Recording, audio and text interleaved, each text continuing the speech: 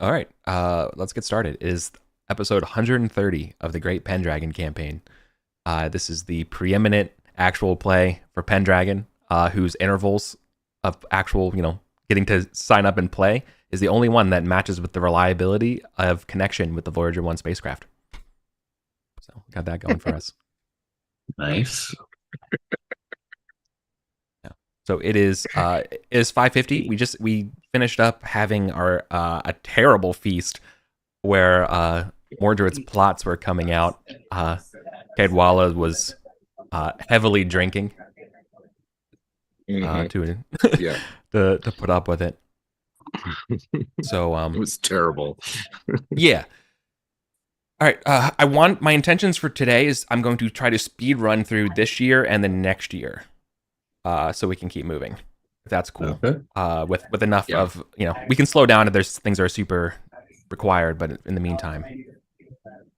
Okay, so later on this summer, and I think we were just talking about whether or not one of our children would squires for this person, but no. So instead, we're going to hear this through the grapevine, and so this would be like late summer. Lamorak, Sir Lamorak Deganis, the Welsh, one of Pelinor's sons, the Marshal to King Arthur, was killed in a duel. His death is a surprise.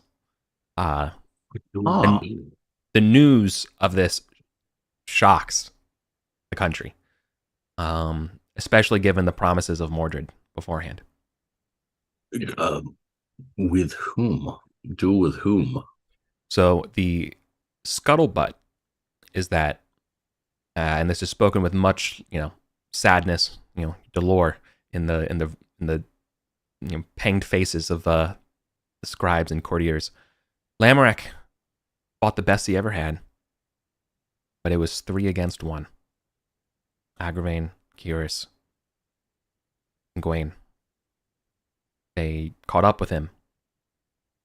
They don't know how they found him, but they tracked him down after since the feast and stuff, hunted him down, killed his horse, and they fought for hours in the afternoon.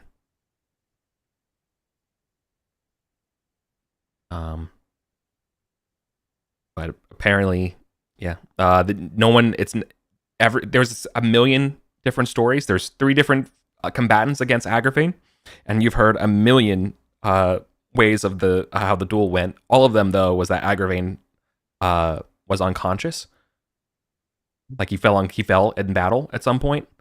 Another bit of it would be like, Gawain stabbed Lamorak in the back to save the unconscious Agravain. The other one would be like, Lamorak was about to kill Gawain and Garrus stepped in. Like there's all these like stories and permutations of what exactly happened. The only unifying truth here so far is that Mordred was not there. Of course, that would be everyone's first thought. Exactly. Well, yeah, exactly. It's like, well, what does Mordred have to say about this and stuff? And Yeah, he is in Camelot, crying, befouling his brothers, and the damages of such terrible feuds. yeah. I mean, to be fair, what's he going to do? Control them?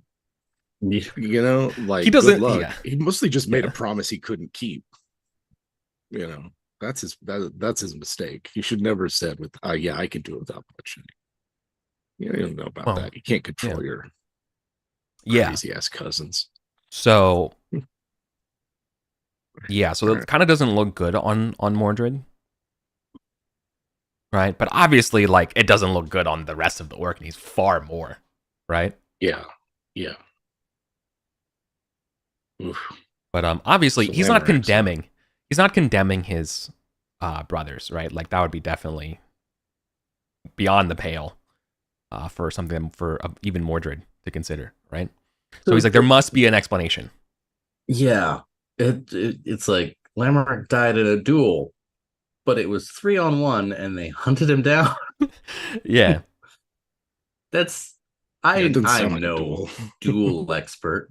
I don't go on Duolingo and practice every day, but to me, a hunt down 3-on-1 doth not a duel sound. No.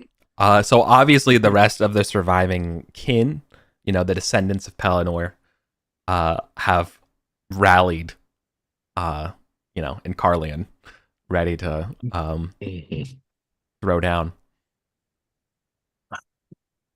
So Archie has got his little notebook out with the one that he's got, like the naughty and nice list that he made. Yeah. How is all this breaking along those lines? Is it following sort of what he's anticipated, or are these different lines being drawn? It's breaking on the visual cracks to your analysis. However, the shot, like the opening shot, the idea of Lamorak getting called out was not on your bingo card, right? In the slightest, right? Yeah. If anything, Lamorak, even more than I'm including Sagramore as one of like the great Welsh knights, even though he's not from there or Diggany, but like he's literally the marshal. He was one of the best knights besides Lancelot and stuff like that, right? Yeah. So for him to go down is, another shock. He was the poster child. He was the mascot for after Pelennor for the kingdoms in Wales. Yeah, that is So your math and your analysis did not really account for that part, unfortunately, because this is basically a black swan event, in terms of the way you would look at it. But yeah, so you I think your analysis should be pretty safely in the camp that they're probably going to go, like, they're not going to, they might either require or demand some sort of justice or satisfaction from Arthur, or they might just like go to war. Right. Yeah. Right. So I think that'll be interesting, their decision to involve Arthur or not, because I think that will speak to what influence Arthur has remaining. Like if they ask for satisfaction, it's like, okay, there might, like, Arthur might still have some hand on the tiller somewhere, but if they just go to war, it's like, man, Arthur, this is completely out of your fucking control. And maybe it has for a little bit. Yeah. It's too early in the year to tell. But that's sort of the news that's going on. And so in the meantime, there are, I want to sort of abridge this year, just because of the pace alluded to. So we could test tourney and get some experience that way as you all, attend your various tourneys over the summer. There's also a couple, small little scenes that we can fill in the blanks, Mad Lib style, about your characters for this year before we go to the winter phase. As well as, if you wanted to follow up in any sort of thing off this news, of course, we could facilitate that. But otherwise, I kind of want to keep things brisk. You know what I mean? Yeah, no problem. Let's see what tourney brings.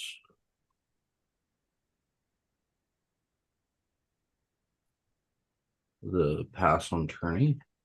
Okay.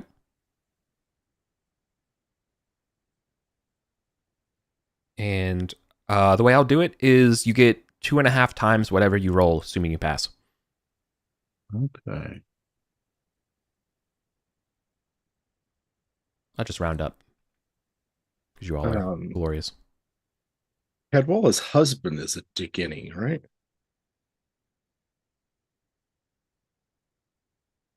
Catterall of Jagent. And that somewhere. I don't think he is a Gani, but I think he is like deep in that. No. Yegan, that's Cornwall. Cornwall, yeah. He's Cornish. Okay. So no. Instead, they are unfortunately in part of King Mark's camp. Yeah. I'm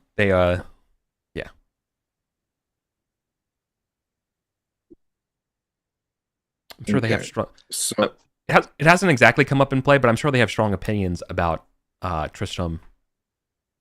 Do you? I'm sure, but Cadwell is like in the position of owes like who sides with who. They could end up being like she has a three-way split of uh who to support, because it's like if Salisbury goes one way, Wessex another, and then Cornwall. Jagent Yeah. or Yagent, yeah, Cornwall the other way, then Oh, totally. All right. Tourney. Oh. What's the tournament mood this year? Obviously not great. Yeah. From your all's perspective, it's definitely rough, but of course to the younger knights, it's still like cutthroat for them. The pageantry, the rigmarole means everything to a lot of these younger knights.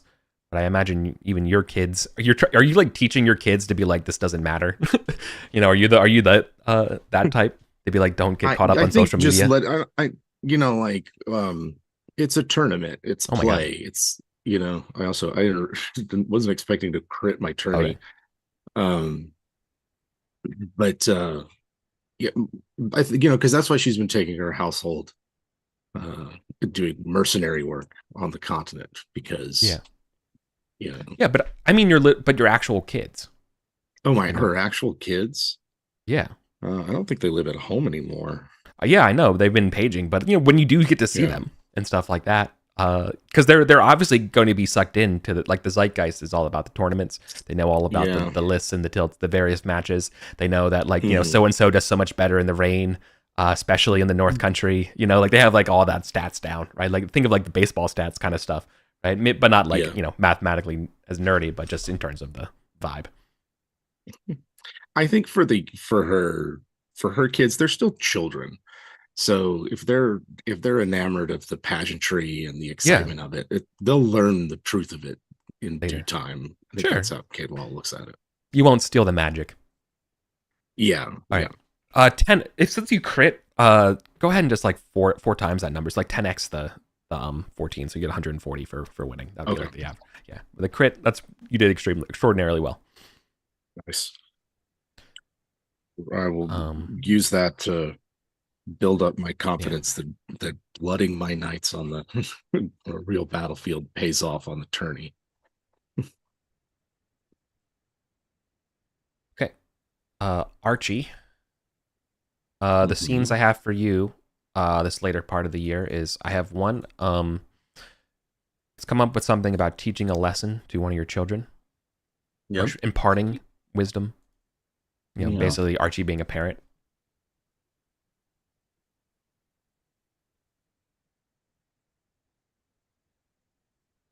Yeah, what is Sarah teaching these days? Think of a trait that you would probably impart. Yeah, that's probably what you're gonna check on. Garrett. Yeah, he's gonna take Garrett.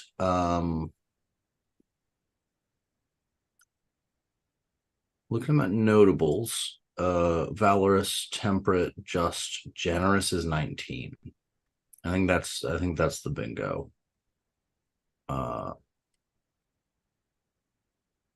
I think Garrett joins his father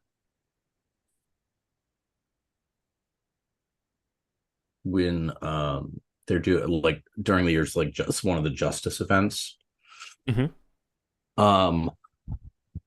And the thing that sticks out isn't the act of being like judge.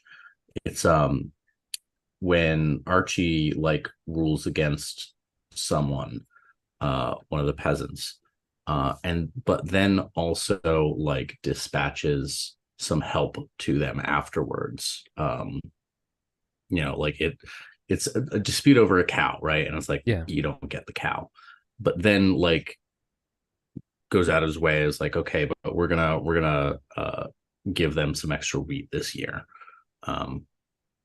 From your own. Yeah. And Archie's just like, the like justice and generosity can coexist is kind of the lesson. It's like that these things are not mutually exclusive and you don't need to set one aside for the other.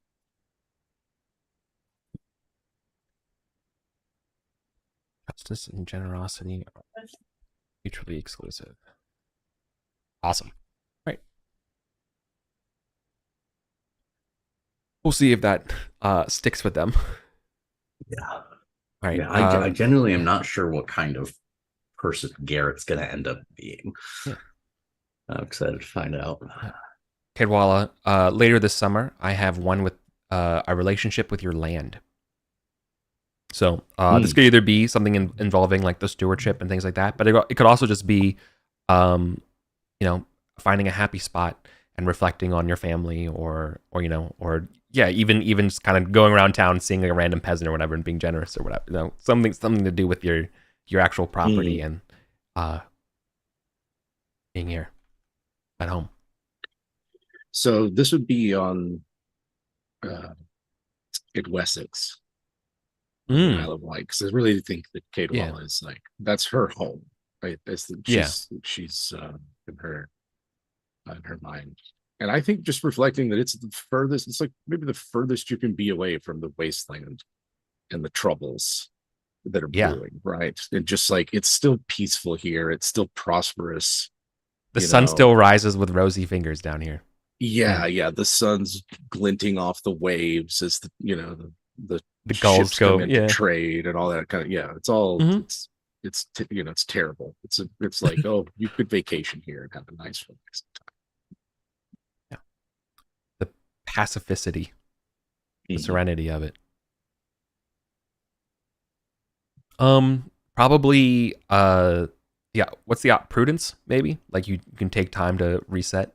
What do you think the kind of check would be? Or is this a way for you to see the world in a different light? I was thinking of sort of the idea of not being reckless, slowing down, enjoying, relaxing. You don't have to rush. Yeah, I think prudent sounds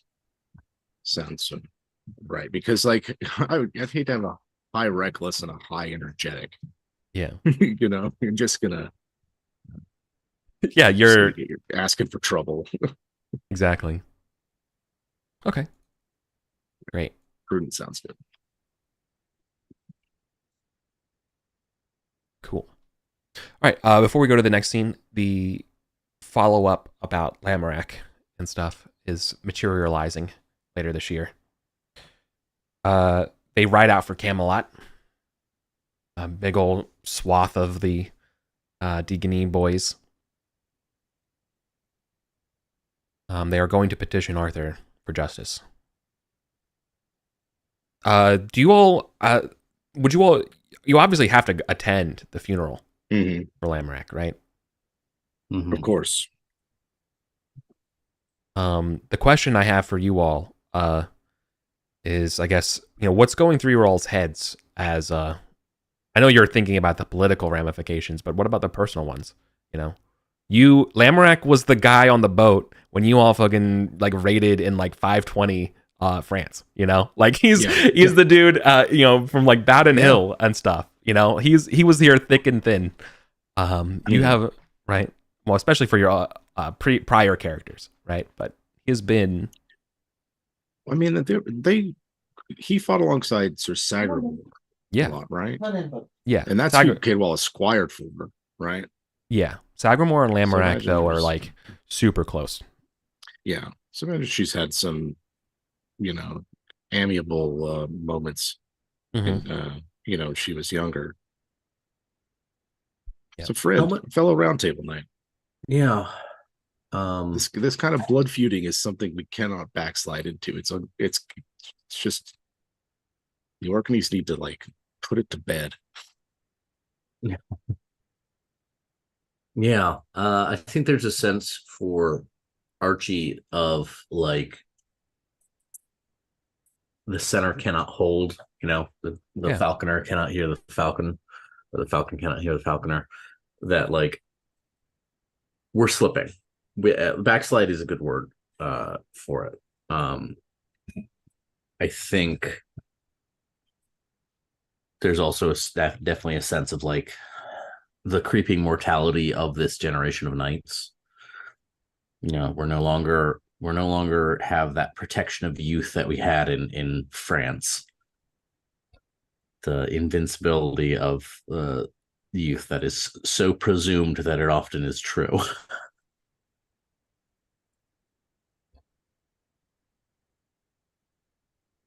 To the present day, later on this year. If you want to, you can be a part of the sort of proceedings and have some interjections if you want at Camelot, because obviously roundtable nights would love to hear what's going on. But this is sort of if nothing else changes, this is what's going to happen. The king will obviously pleads with the Deacony to not go to war. He can't have his armies fighting, right? His best knights. There's just more blood will be shed. But the Orkney brothers cannot not go unpunished, right? So the end result here is that they will be the three guilty Orkney brothers, so everyone but Mordred, they will be stripped of their lands and titles, but they will remain on the Round Table. Because, and this is sort of Arthur's main thrust, is that the Round Table is and always will be now. This is the place of like honorable conduct and peace and dialogue, and that you can't have that if you're dismissed. Right. So there's an opportunity. So they're not out of the picture, but clearly they're like completely out. Mordred nobly assumes responsibility for the Orkney household and their lands. And their lands. In their stead, as noble steward. Is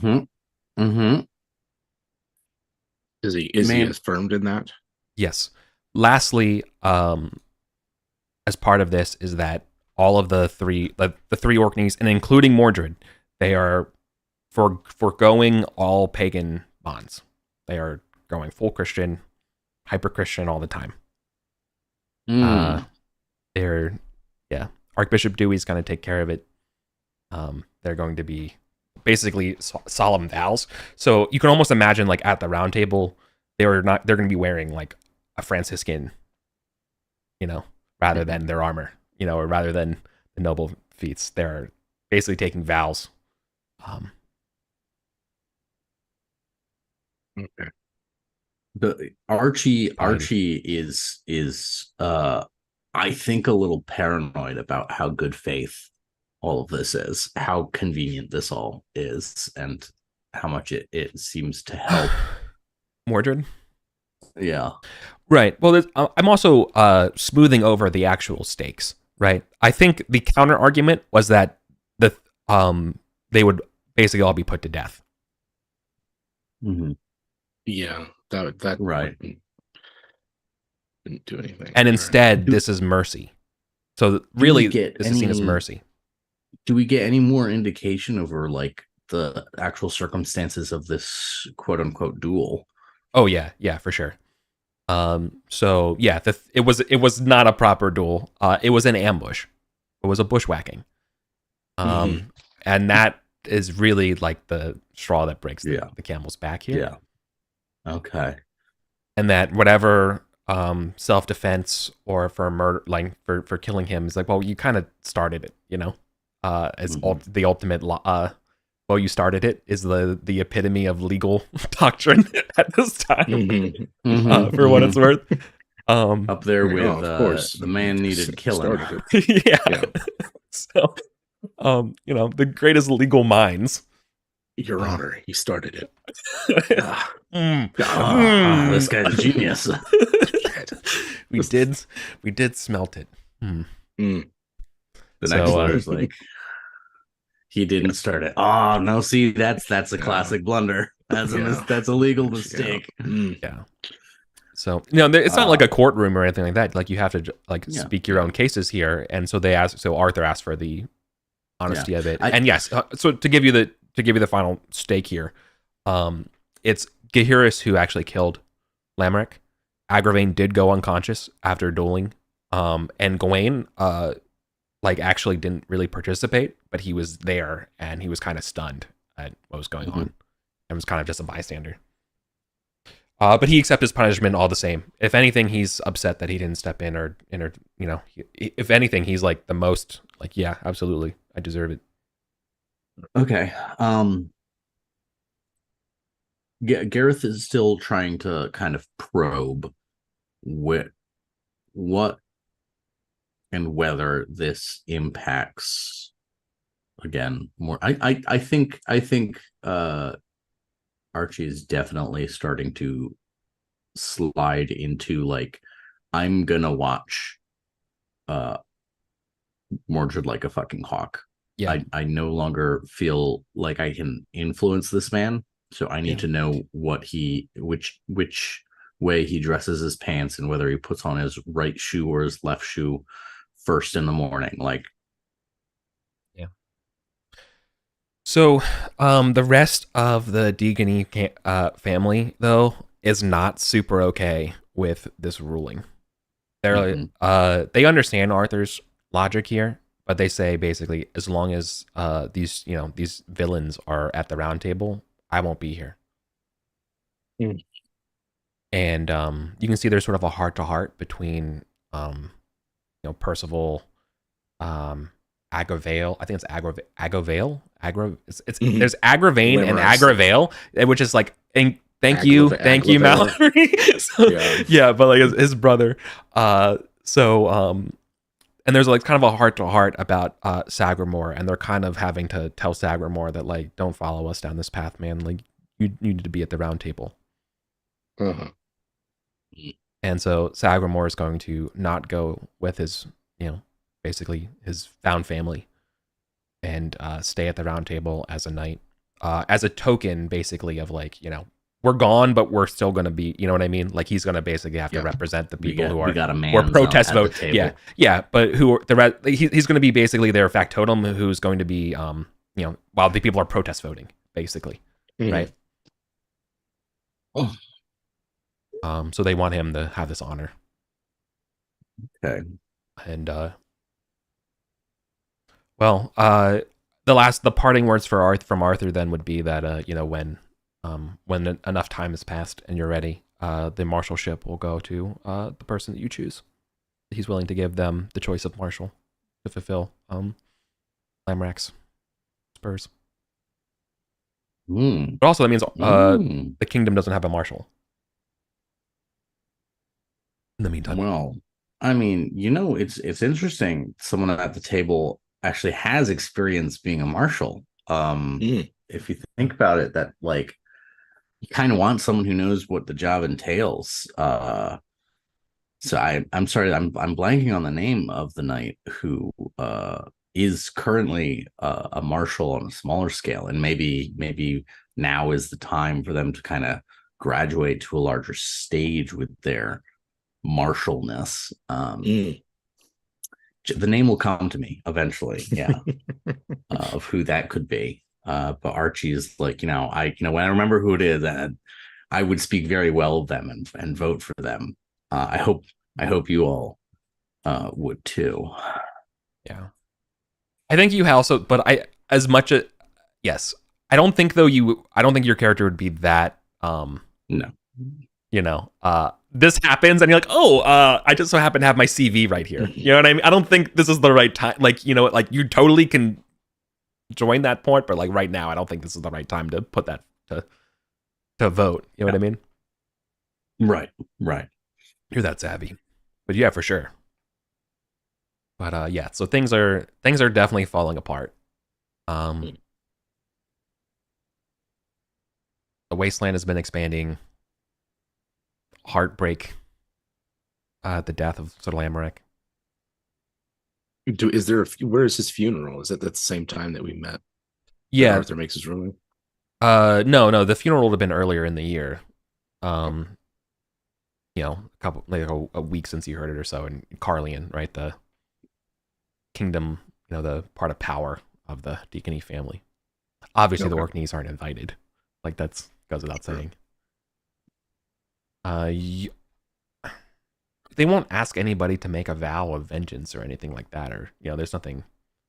But obviously, the folks here do harbor deep sympathies they were blaming it, all this stuff on the Orkneys, but at this point, who drew first blood of Yeah. the feud is so old from Pelinor's Yeah. time that it's just I don't even remember. yeah. They've just been fighting. Yeah. Other You than can trying to yeah. see which way each of her different liege lords is going to go with this. Mhm. Uh, that's pretty much all Kidwalla would do for the rest of the year. It's just like, what does Godwin think? I don't know. Sure. Seems like Mordred's legitimate. Like, I don't know. To me, Mordred's might be the one silver lining in it. 'Cause it's like, well, at least he wasn't there. He didn't seem to be a part of it. Yeah. And she's trying to like take Lancelot's words, but you know, and the sincerity they were meant. Like, it is possible that he could have had a change of heart. It is possible he could be genuine. Yeah. I mean, to agree, to that level of mercy, for his brothers, that must break Mordred's heart. Yeah. So Godwin is definitely like anti-Orkney. Okay. Even now he's like, I won't trust them, until the dang, Jesus himself says that these guys are okay, right? Yeah. Their little sibilant tongues, they're never gonna, I'll never believe a word. That's how he says it. But baptizing and taking a vow is at least, he thinks that's probably the right. He's okay with it. He'd rather it see them killed. But that would have just meant more bloodshed, So he's pragmatic in that way. But he's like, I hate them. Can't stand him. Gorthrin, Salisbury's Earl. Yeah. There will be a non-official official edict about like don't associate with the Orkneys, right? Yeah. Hospitality, of course, is hot being what it is, but give them cold soup, see them on their way if there's, give them the cold shoulder when possible, right? That's sort of that is the county policy. Not everyone agrees with that, but that is definitely how your earls are thinking. Okay. All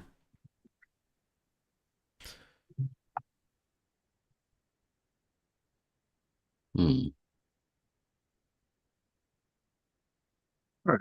Yeah. That's good to know. King Mark is probably, he's been hanging out probably more now with the, because he's also, kind of an outcast. He's on the outside, so he's probably hanging out more with the, Deganey folks. A little more, as they are also, basically the non-cool kids table of geopolitics. So they're hanging out. No formal allyship or anything like that's been declared, or nothing unknown. But there's certainly been more messengers, more communications, more receptibility, more maybe like joint tourneys, practically neighbors. Yeah. All right. So that's what's kind of what's the deal is right now as we end the year. Okay.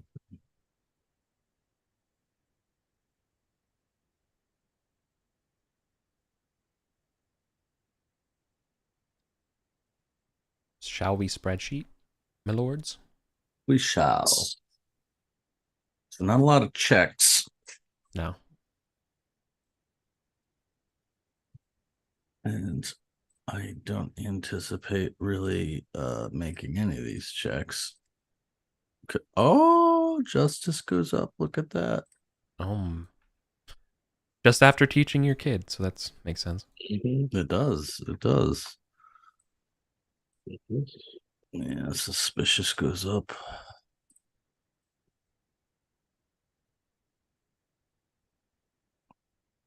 I like justice going up because it's more padding for my chivalry bonus.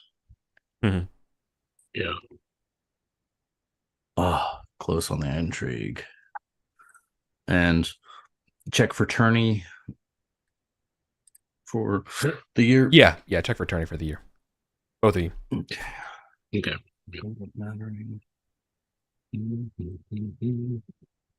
Finally, this is the first time Sword is Holy sword's shit. gone up. Lance doesn't fucking never budge. will. Never will. will.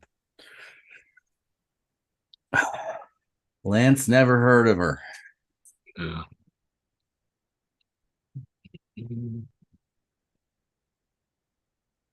Oh, man.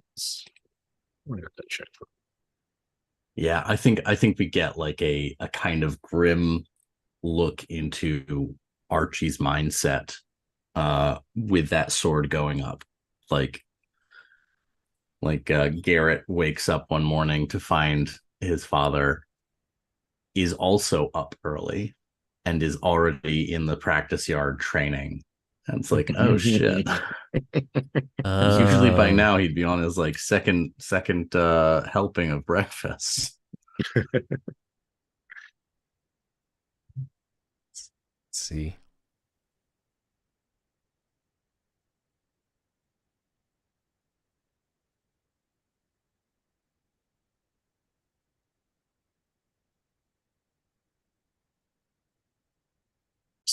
It's 2.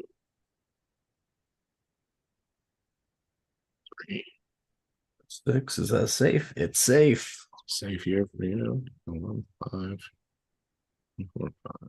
What are those? Ooh, Size and con. Ooh. Size and con. Ooh, Yeah, an 11 It's is a bad not what year. you want. Yeah, that's not what you want. bad year. This kid while it turns 39. You're 3 years older than me? All that relaxing. I think so. I always forget. You are definitely older than me. Yeah. Yeah. This is born 5'11". Yeah, I was born some year after that. So there's wound, but A relaxing stay at your estate does not do a body good after all. it sure doesn't. I guess it does not. You need conflict to sharpen your spirit, apparently. Yeah. I was born 5/13, so I shouldn't be that far behind you. This is 2 years. That's 3. Oh yeah, that's 3 years. No, you said 5'11". It's 2 years. Yeah, for Kid Wallen. 5'11 versus 5'13, right? Yeah. So it'd be 37, not 36. We're finishing the year 550. Okay. Math is homophobic.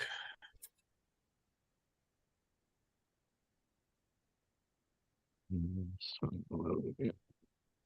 550 minus 513 is 37. Mm-hmm. Yeah. All right.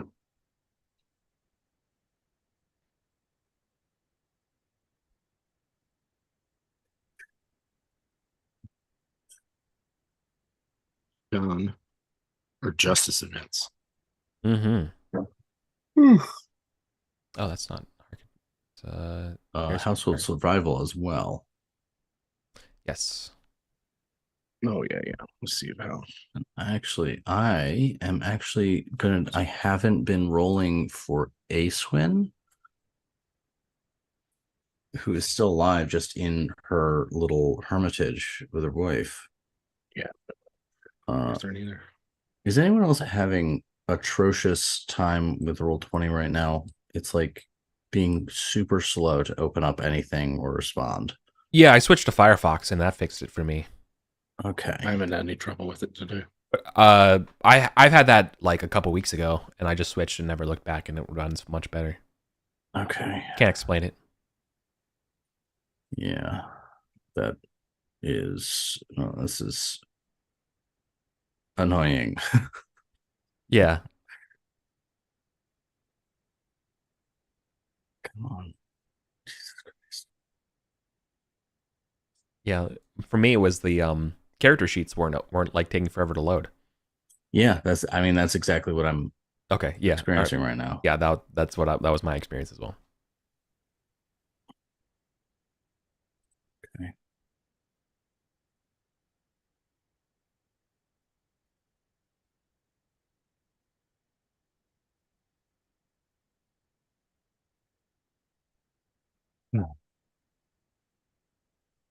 Let's do. Oh, um, that's Alwina. Alwina is dead, What? right? Mm. Yeah, Elder 45 to 65 on one is death. What is death? God. Okay. You're how? Okay, this was a terrible year for you then. Yeah. Yeah. Dead. Yeah. Oh, maybe that's even better. Like Acewin shows up to tell Archie that his mom is dead. Mm-hmm. And that's who Garrett sees Archie practicing with, is like Acewin comes home and is like, your mom's dead. Get your sword.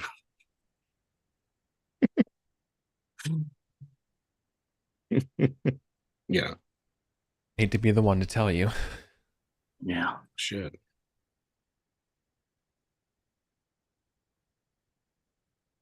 Not great. Not ideal. Not ideal. No. Well, It's 550.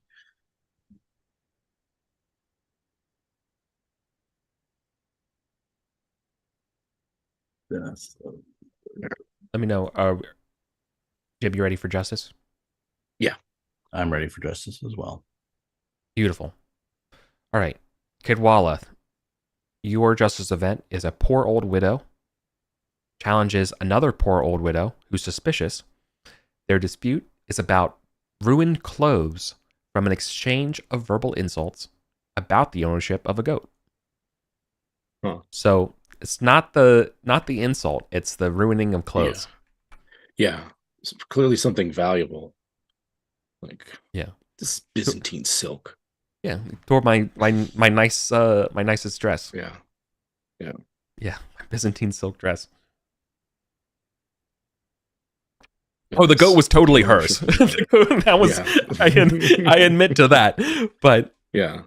look at this. Look at this mending. She needs to pay for the mender. She Yeah. needs to pay for It it. was Yeah. it was the sweater that the goat was wearing in the tug of war. The goat sweater rep. It's like, that's the only sweater that goat's got. Oh no. Ooh, what if they were elf clothes? What if they were from the elves? Oh, Yeah. It's like, oh yeah. You can't just not just anyone can mend this. All right. That sweater was goat. It was greatest of all time. Absolute poggers, I say. All right. The type /R. Yeah. I think you might beat this. Her skill. What the hell? How do you do this? /R 2 D20 greater than or equal to 2. /R D20. Yeah, and they completely fumble. Okay, so you so that works incredibly. It. That works incredibly in your wall. Okay, maybe I also ripped the sweater. It's like, it wasn't the goat that ripped it. It was ripped by human hands. I know because I'm the one who ripped it. And you're like, oh no. Oh no. Oh no. How dare you blame this on the goat? That goat's a saint. Gonna canonize him. Okay. All right. I'll take it. Yeah, so you're gonna get a big bonus on your hatred of landlord here. I think it's you get a +2 or like -2 reduction to your hatred. So you get like +2 to your minus hatred. Oh, nice. And then you roll hatred versus concern, and that determines the actual benefit of the justice. I can't wait to have a system where I don't have to deal with numbers. I'd much rather just deal with, like, did you get a surplus this year? Is anybody angry Yeah. at you this year? And that's it. And then we just go. Yeah. I'm Just very go. much there in my life right now. Okay. Gun it. Your justice event. An infuriated farmer challenges an infuriated peddler. Their dispute is about the hogging of ale.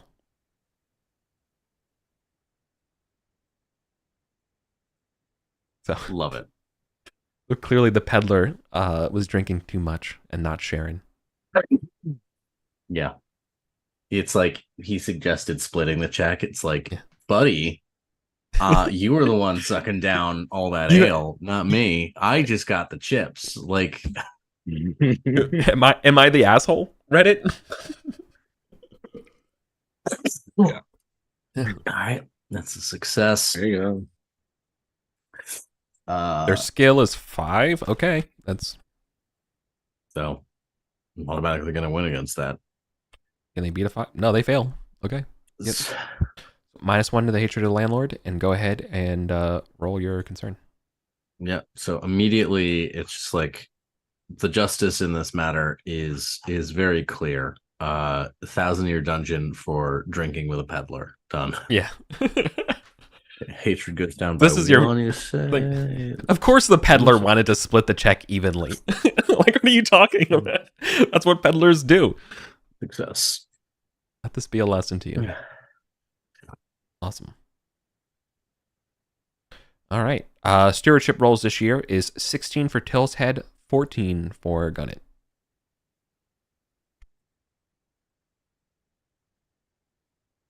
Success on steward. This one's stupid. Got a 5, which loses to 13, and my 11 loses to 12. Or loses to... Oh, no, I beat 7. Okay. So I do beat you in a tie. And... Okay. That's fine. This means normal. Big normal in these days. Yeah.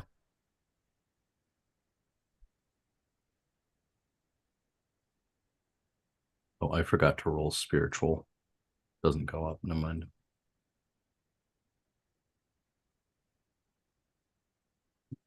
Classic. Dovecoat does not make a surplus. Okay, but we did get spouse industry. Spousal industry. Industry is 17. Oh my god, what is happening? There we go.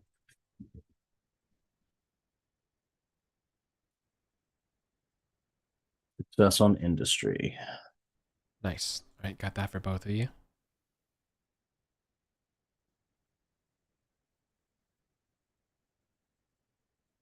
Oh, Jim got the dove code as well, right? Or no. You roll a d4. Okay. Yeah, I just got one. So that's just gotcha. All right, then the rest of your income comes in from your Ireland holdings and your conspicuous spendings. Okay, that means 550 end of year, Till's Head. You're gonna gently glide to 275. Gun it. You did not spend $73 of expenses this year. That was last year. You catch a small thermal, taking you to 177 from 172 last year. So you gained 5. That includes conspicuous spending, right? Oh yeah. Okay, good. Just checking. Definitely.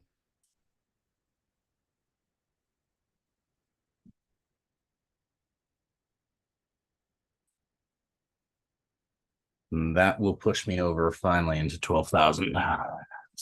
Huzzah.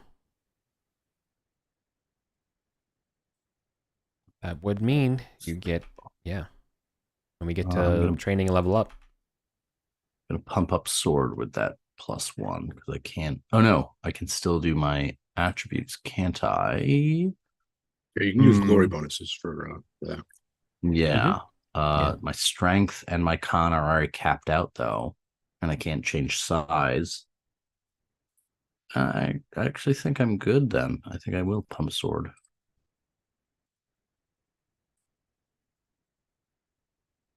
I kept off pushing sword for a long time because I was like, I get a check to it every year. It's obviously going to go up. You've been saying that since like 5:35. Like one day. And I legitimately I was like, oh, it starts at 15 and it's 16. Fuck.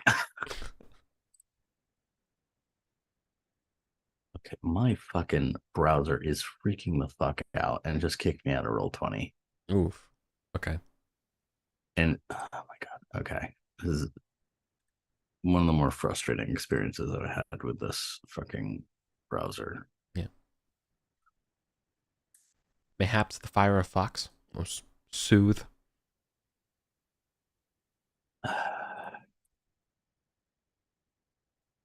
Okay. All right, there we go. We're good. We're good. For my training and practice, though, let me double check to see if there are any skills I wanted to bump. Don't think so.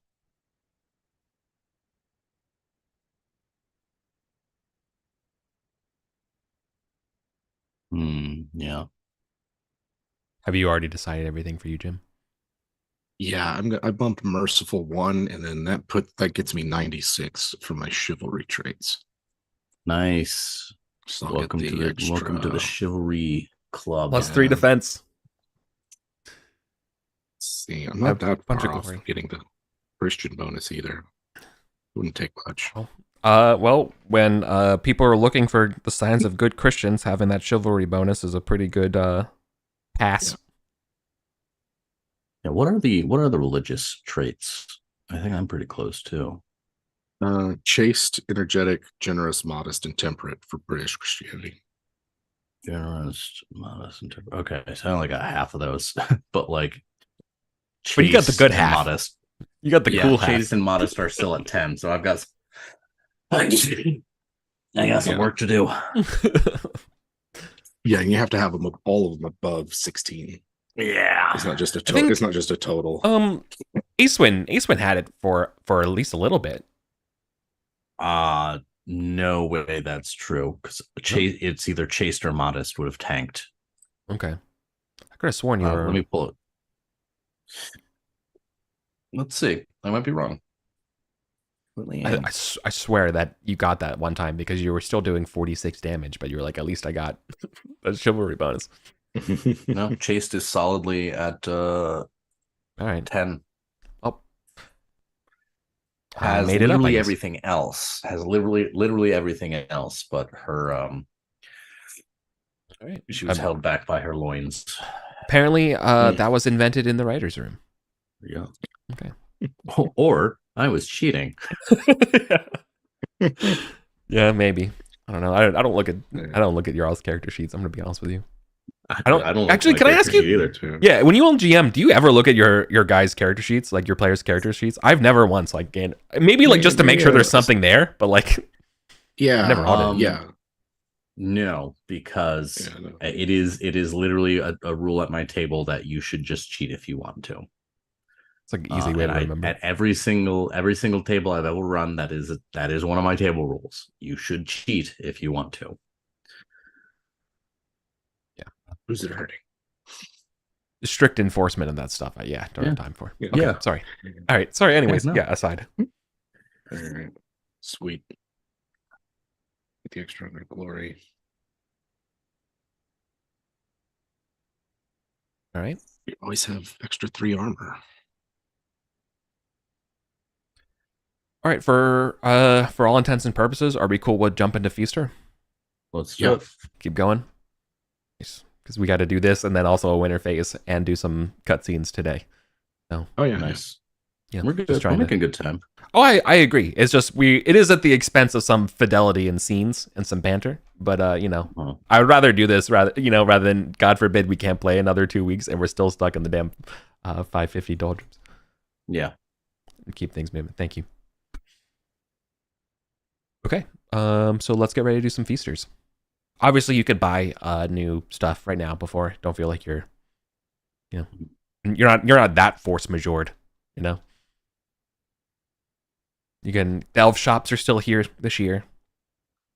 Yeah, yeah, definitely gonna be buying elf clothes again. Although I will say, I think showing up. All right, let me ask you this.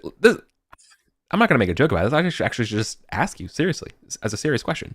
Would you show up to the confirmation or like the rebaptisms of the Orkneys in elf clothes? Yes. Not as like a I'm not thinking about this, as a I don't agree with this Yeah. rapid Christianization of Logres. I am a Christian. I'm a good Christian, but Yeah. like y'all are making it weird.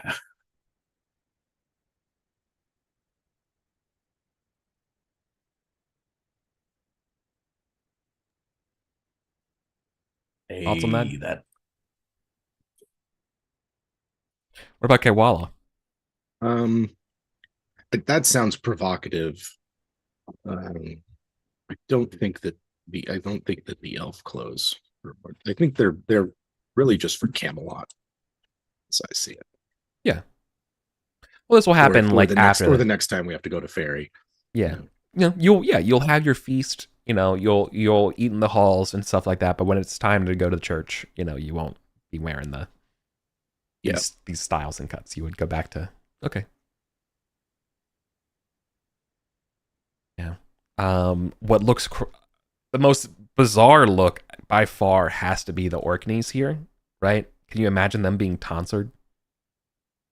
Ugh. Like they're eating humble pie for this feast. For sure. like sitting below the salt. No, they have to sit kind of near the salt just to be seen. That as part of the deal, right? Okay. But they have to be temperate. They can't. Yeah, they've taken serious Christian vows. Serious Christian vows. What's the mood of the Easter? Because like, 'cause we've had two really kind of bummer Easters in a row. Pretty vibes are bad for sure. Bad vibes. It's like I think people are just now coming to dread Easter. I was like, what next? Yeah. What next? Yeah, and if anything, For it's sure. called. If anything, it's accelerating the trend of how important tournaments are. People are escaping further, like address the material problems and under sociological underpinnings. Not escapism, yeah. So they're definitely leaning into bread. Go to the circus. Yeah, here's the how much bread does it cost to go to the circus? Yeah, exactly. Right. People will be instead just talking more about the tournaments and stuff, being like, it's okay. The dream of Arthur is still alive at the tourney. Yeah, that's good. All right, I got some cards sitting near the salt. Oh, it hasn't really been said, but of course, several of like the northern counties, the wasteland has been spreading a lot. At this point, many years in, almost like a decade in, a lot of people are not necessarily showing up in the fanciest garb from those places most affected. Yeah, it's beginning to take hold. Show. Right, chords. Let's see. So I've got Lost Love. The Weeping Knight bemoans his lost love. Alms. A monk is asking guests to donate to the church. A lady departs. A lady is departing to leave the feast, and you may escort her to her chambers. Nice. Or Manners. You unexpectedly pass wind while a stored important guest is speaking. Damn. What's the timer on that one? It's mean. It's like you could potentially miss the next round. Let's see. I kind of like Alms because of what we're talking. Yeah. What you were just saying about, like, there are those who are coming in and not their best clothes. Like, man, that's the third year in a row you're wearing that. You Yeah, know? very much so. Like, think of like the Northern Wales. I mean, that already was basically like the frontier, right? Yeah. Um, Yeah. Folks north of Camelot are like north of Bedegrain. I mean, like some of the folks in Bedegrain. You know that Guinevere's family and stuff like that are, um, donating support Camelot towards just keeping their own lads afloat. Yeah. So yeah, for sure, there's a lot of alms being asked for. So this is roll spiritual. And then if I Yeah. pass, I can spin this. Ooh.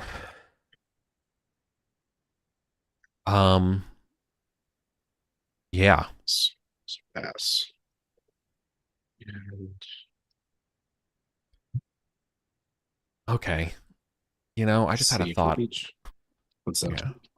No, you keep going. You keep going. It's not about Okay. your thing. It's actually just about would an NPC do this? Gotcha.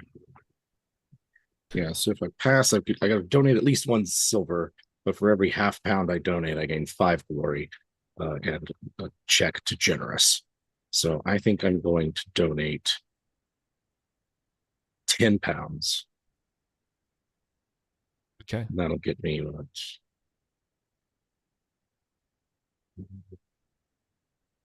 It's like 100 glory.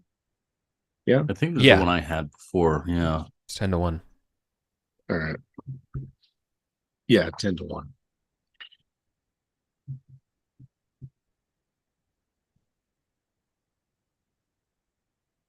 Okay.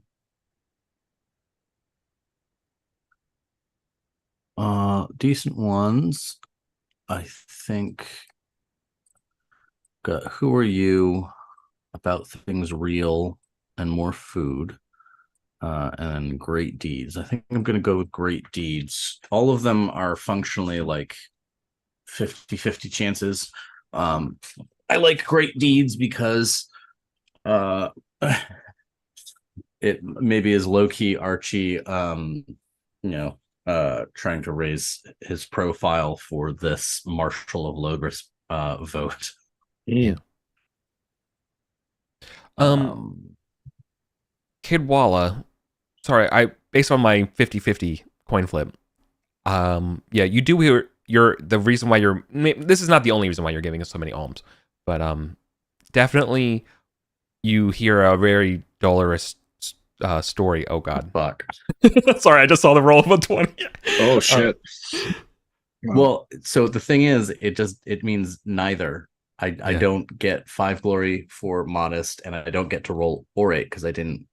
You're neither proud roll nor proud, so nothing happens. No. Again, yeah, fictionally described, you probably got called off to do something important.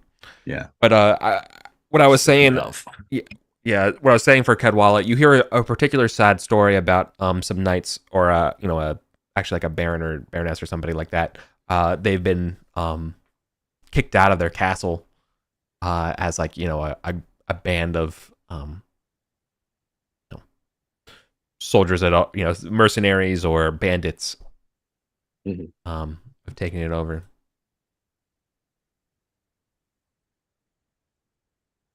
That's disturbing. Just disturbing. Yeah, that there's roaming bands of basically landless knights that are taking over, trying to find opportunity, trying to find food, frankly. Yeah. It's getting bad. Yeah. So, like, do you have spare some coins so we can hire mercenaries to get our land back, kind of thing? Yeah, and like that sort certainly. of. Yeah, that's a lot of the type of stuff. It's not unless you can either donate to those efforts or you can donate to the, please like help the poor and that kind of stuff, right? Who are displaced and the refugees of the crisis rather than the violent and trying to solve the violence of the crisis, right? It doesn't matter. Like, you get the same glory either way. I'm just kind of curious which way you would fall. I think there's like the between the two, giving alms to the poor and unfortunate would be Caedwalla's goal. Like, that's what she's given the money for. Yeah. But if Yeah. there is like stories of there's landless knights that are taking over, manors who can no longer afford to defend themselves and things, then that's maybe something to do something about personally and not just donate money to. Okay. Yeah. So you would donate to the poor, but yeah, you'll try to solve this. Okay. Yeah, I can do better than donate some money to that cause. Yeah. I can put bodies. Yeah, I can do that. Yeah, I can. I can put bodies in saddles, that kind of thing. Yeah. All right. So nothing happens from the fumble. No, unfortunately Those. this was a contested roll. Unfortunately, it was just to see whether or not Monster Proud wins, but neither do, so you don't get any oratory. And how dare you all let me roll a feast without doing food? Yeah, what are we eating? Ale and cheese quiche, honestly incredible. Honey glazed roast chicken rolled with mustard and pine nuts, also incredible. And then roast larks.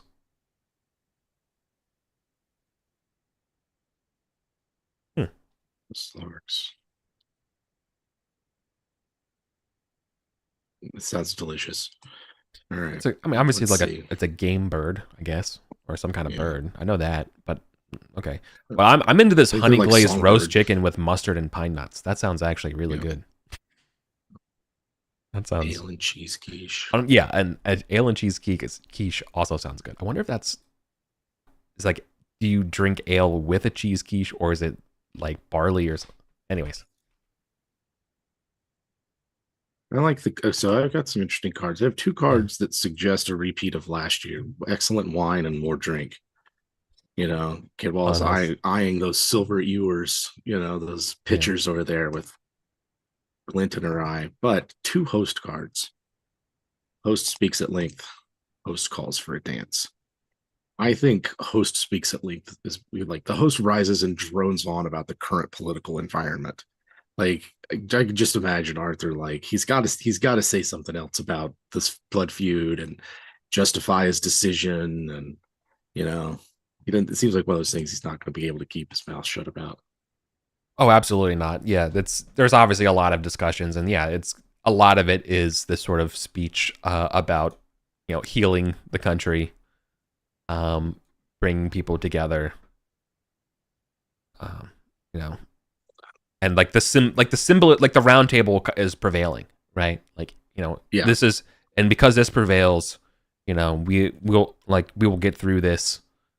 This is just a not, I wouldn't say speed bump, right? But like this is a short term problem. Mm-hmm. And he, but I probably part of it though is that he admits that he maybe sought his sights too high, right?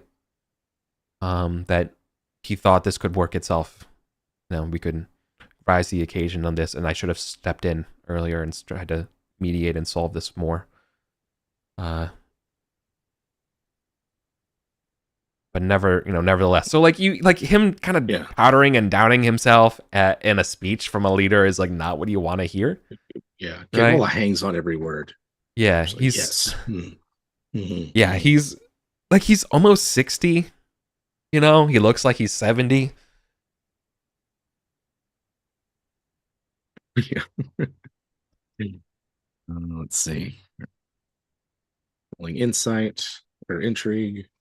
Success. All right. So I have +5 intrigue for the next rest of the feast as I listen carefully and get a glimpse of what is to come. Yeah. I would say though the final crowning achievement of King Arthur's speech has to be he's not ready to say Mordred is heir. Right? If you've come here to hear me proclaim the new heir to Britain, be left wanting.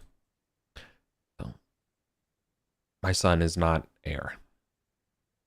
So like that's sort of like the big part as well. Yeah. There's probably also why it's kind of milquetoast. Yeah. Like that's not what everybody wanted to hear. No. Yeah. Sorry, Colin. To catch you up, Arthur's speech this year, Mordred is still not going to be heir or named heir this year. And he kind of justifies the reasons for doing everything in the name of healing this country.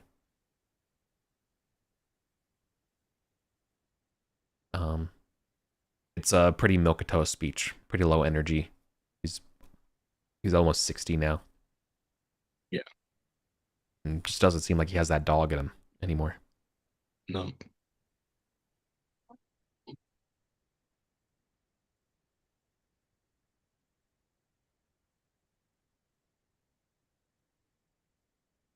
Yeah.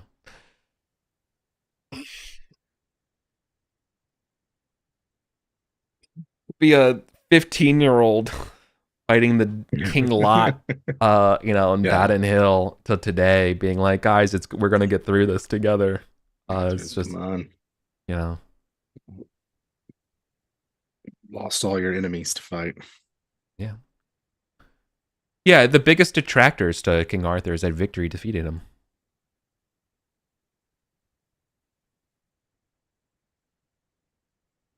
You know, people cautioned, uh, conquering and ruling are two different things. That they are.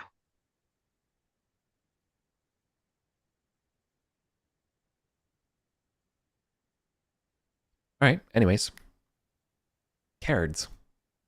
I've been muted this whole fucking time. Jesus. Oh. Yep. We rolled the food, by the way, if you have any opinions. Ale and cheese quiche. I would actually love that right now. Honey glazed roast chicken. Oh, roast larks. That is good. That's a good one. That's a good one. Yeah. Like this. A good feast. Yeah. All right. Okay. You were muted. You were saying. An ideal wife. I think it would make sense if this were like exploring future marriage options for Garrett, because he is 13. Stone's throw from marriageable age.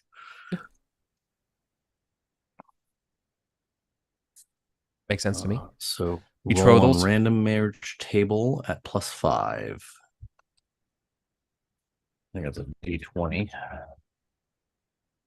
7. That's not good. No.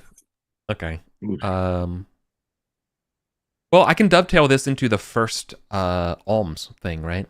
It's a displaced. Yeah. It's a family up in around Bedegrain. In fact, it's part of Guinevere's vassals, right? In Bedegrain, right? But they're displaced. They've been kicked out by one of these many roaming bands of landless knights. Okay. You know what? I think I'm going to take the -1 to loyalty lord here. Yeah. That's like, nah, my son's worth more than that. Say that to Guinevere. Ooh. Yeah. I mean, it's like, look, I understand I'm the Marshal of Salisbury, not Logres, but I'm a baron in Ireland. I'm a Knight of the Round Table, and I'm not here to shore up some wayward family to the north. Yeah. Don't use my son like a cork to plug someone's leaks. Yeah, I'll take -1 loyalty lore on that. Yeah, the least you could do. How would she put this? Okay, so here's what's going on. Because you would know, and you have a much more deft tongue than I do. So remember those mercenaries that you hired to replace the muster? Yeah, they do a decent job, but they've also been taking other jobs. And I've been kind of becoming a little bit of petty kings, and imagine the people. Think of any kind of desperate situation, and when you have the power to give aid, you have power, right? Yep.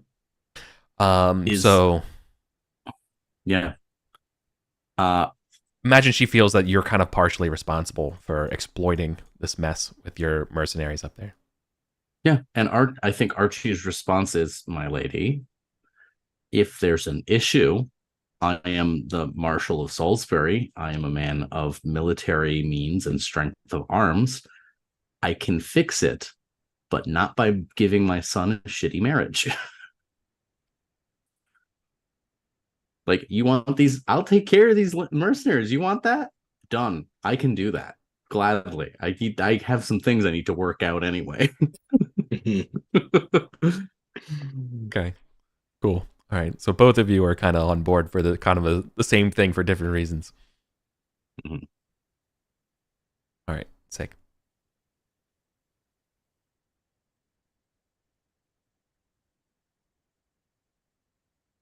All right, one more round. All right.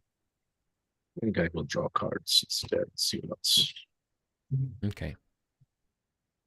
something interesting. While you're drawing those cards, All right. I'll be right back. Yep. See what we got here. No host cards. Queasy. You feel queasy, very queasy. Depart. You end up throwing up in the hall and escorted out by the stewards. All you can eat. Voracious Knight challenges you to see who can eat the most. Oh, this is how Gorthrin got to be size 19. Yes. Indulgent opposed, and I don't think Kate Wall is not winning that one. Difficult questions. An unwed lady asks how she looks. I don't think I've ever seen that one. Or lady's gift. Several knights speak about gifts to their ladies.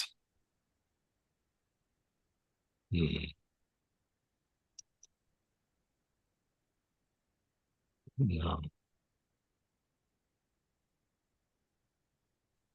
All you can eat.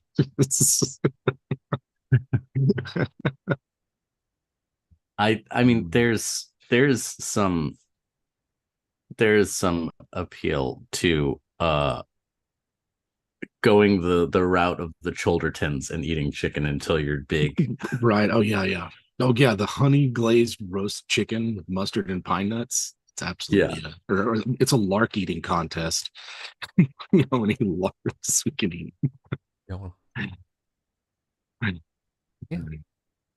It's the expression to go on a lark. Yeah. So yeah, this is the one that got Gorthrin his size 19. And I will play that one again, even though my indulgence is only an 8. Yeah. Powerlifters hate this one trick. Let me see real quick. I don't think. Yeah, you don't get a bonus to indulgent from geniality. Those are I don't think so. Yeah, I might have been thinking of something like the drunk bonuses or something. All right. So the knight has an indulgent of D6 plus 13. Wow.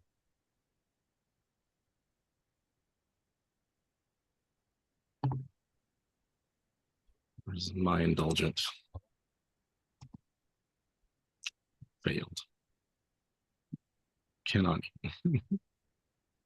They have a 15? Yeah, they have a 15. 5. So they still beat you because you fail. Handsomely beat. All right, what happens? I depart the feast at a bellyache. Oh, if you fail and the knight wins. Yep. What sign of the times? Sign of the times, right? In days of yore, knights could eat chickens and grow swole. But these days, a knight merely gets a bellyache, a tummy ache, and has to leave. Yeah, some young shame has come to this kingdom. Yeah. We no longer get big on chicken. Yep. Losing to a Silchester knight in a fooding contest. Tragedy. The decadence of it. If I would have been there to declare it was a Silchester knight, I'm probably a passion would have been invoked. The stakes. Yeah. But no, that's a wound for sure. Yeah. That's a grievous wound. Oh. That's writing her father failed you. Yeah. Not on the battle. That much geniality. But in the hall. Yeah. Yeah. How do you have that much geniality, Jim? So my first round I got 3. Skillish. I don't know why I was giving myself 2. That's for above the salt. skill issue. Yeah. Got 4 now. Okay, so a lot of these cards I drew have like similar stakes of just like, check something and get a geniality or get a folklore or whatever. So I'm actually choosing biggest mistake because I think it has the most interesting stakes. If I fail, there's a chance of a duel. Ooh. Yeah. Yeah. So all things being equal, I think I want it feels right for the vibe that like maybe this turns into a duel. But I have high orate, so yeah, there we go. I pass it.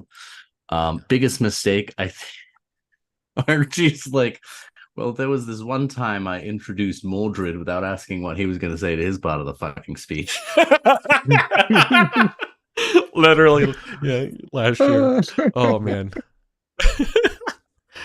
Yeah, that could have provoked something from the Team Mordred. So Like shit. yeah.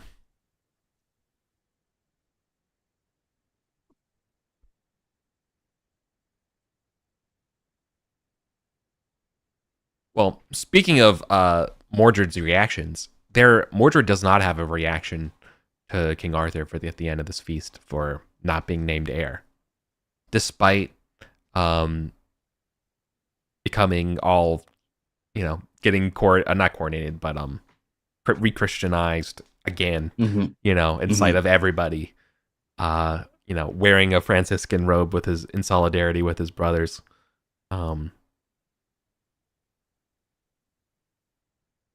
Doesn't matter. Watching them all wear white robes and basically get drowned in the River Avon. It's good for them. Right. Yeah. So he feels like, I mean, I think probably from your perspective here, Archie and even Kadwala, like the idea of like petitioning him while you're wearing like, the Christian kind of garb here is probably not for like, hey, you should nominate me, is not the look, right? Because you are kind of keeping an eye on him, right? Yeah, that would not be the right political move. No. That's fair. It's fair. As far as like the rest of the scuttlebutt going on in the kingdom as we get into the summer, Godwin, everyone's still it's kind of the same as last year. Like even the changing of the Orkneys and their effectively military and positional denudement doesn't matter. People are like, still don't trust them, so it's kind of more of just a symbolic measure of making them be all humiliated than actually changing anything. Mm-hmm. Yeah.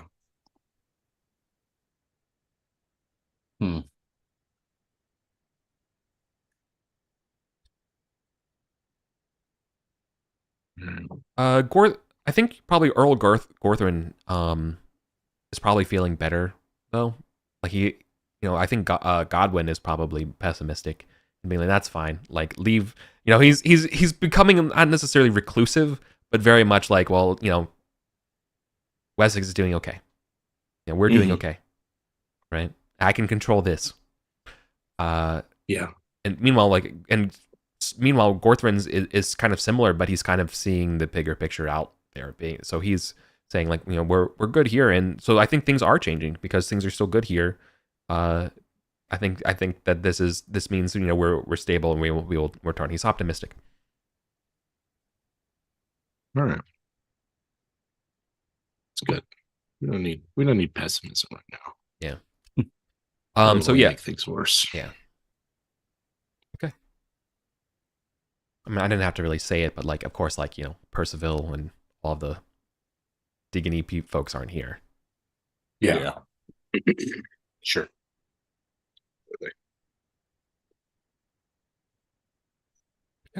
Okay. All right. I think Cadwall is going to take her retinue up to the wasteland and see what good they can do. Yeah, you want to go siege? Yeah, yeah.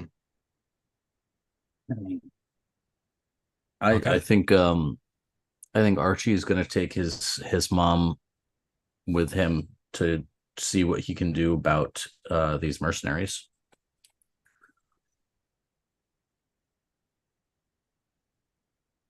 Well,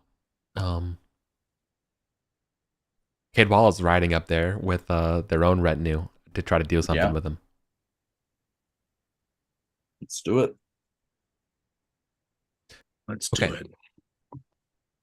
So, you can muster about, you can get your lads from Ireland. You can muster about a force of maybe 10 or 15 solid knights, or or equivalent men at arms. It'd be expensive. It's your whole family. That's kind of true for both of you. Hear me out. Yeah. We hire more mercenaries to deal with the mercenaries. Then, if we have a problem with the second mercenaries, we can always get a third group of mercenaries in there. Yeah. I mean, we could just keep doing that. Yeah. Keep this going. The reason I bring it up is simply is that I don't think you have the force strength to necessarily conduct a full proper siege. You could do some kind of like sneak in under cover of night and like take over and open the gate kind of situation with your group of 30, right? That's possible, but like the idea of, trebuchet. We can't blockade. Yeah, you're not blockading with 30 people. You can totally do raids though, and make them upset, right? You could be basically a force present to them, but you're not going to be able to. You're not going to take their castle unless you do some, Hear me out. Infiltration. Hear me out. All right, one of our retinues does some raiding. All right, under both our banners.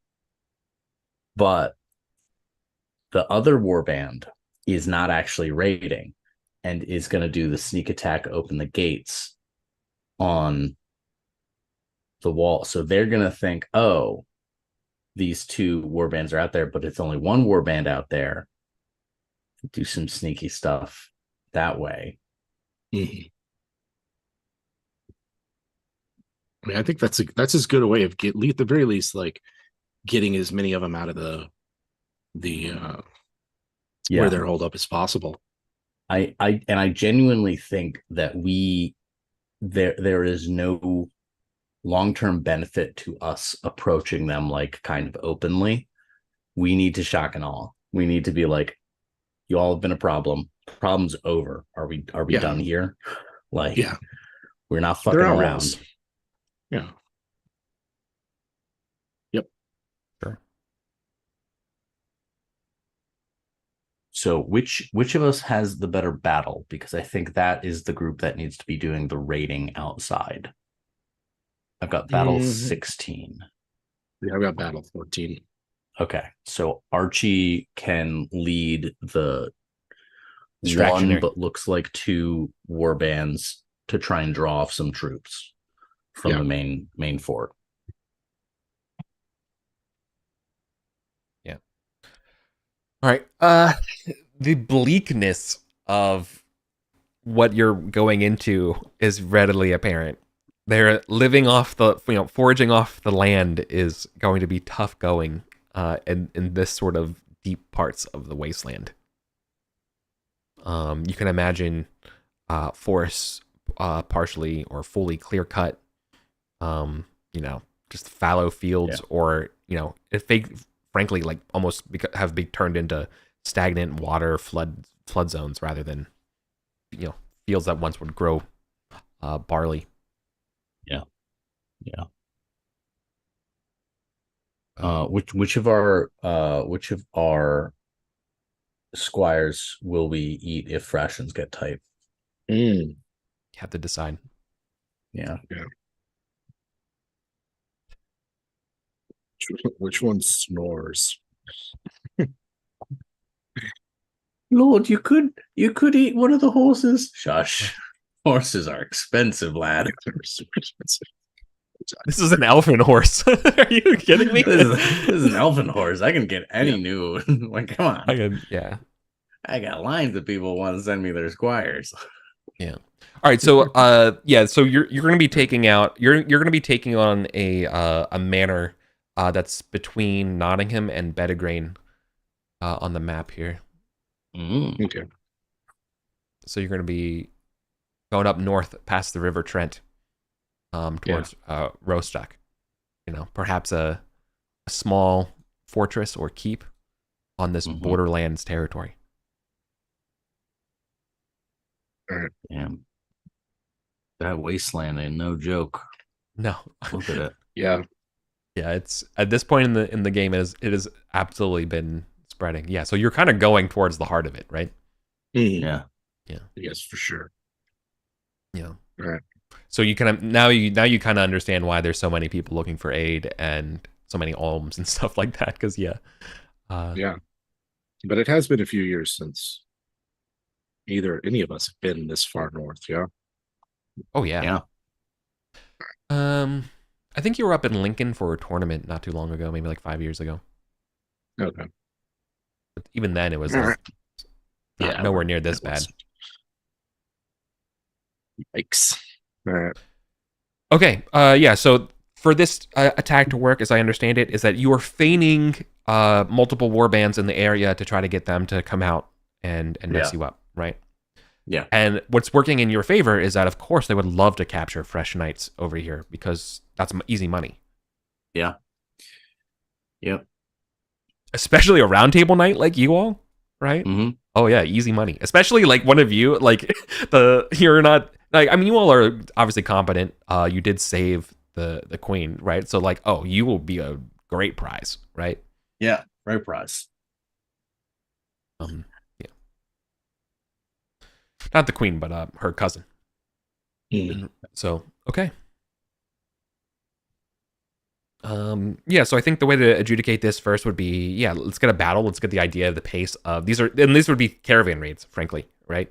The standard, anyone carrying like lumber or any kind of food or whatever, you're attacking the convoys, All right. or even their camps. I'm gonna invoke honor because I sort of did hire these mercenaries, and it feels very much on me to help. Fix this. So that's for sure a success. That's 5 on battle.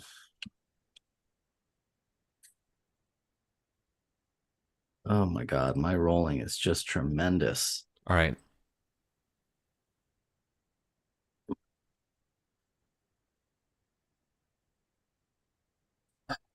Don't know what I would roll as a counter. Because normally when we do rating, it's just like, that's true. Like you just test stuff and then you get a result. But okay.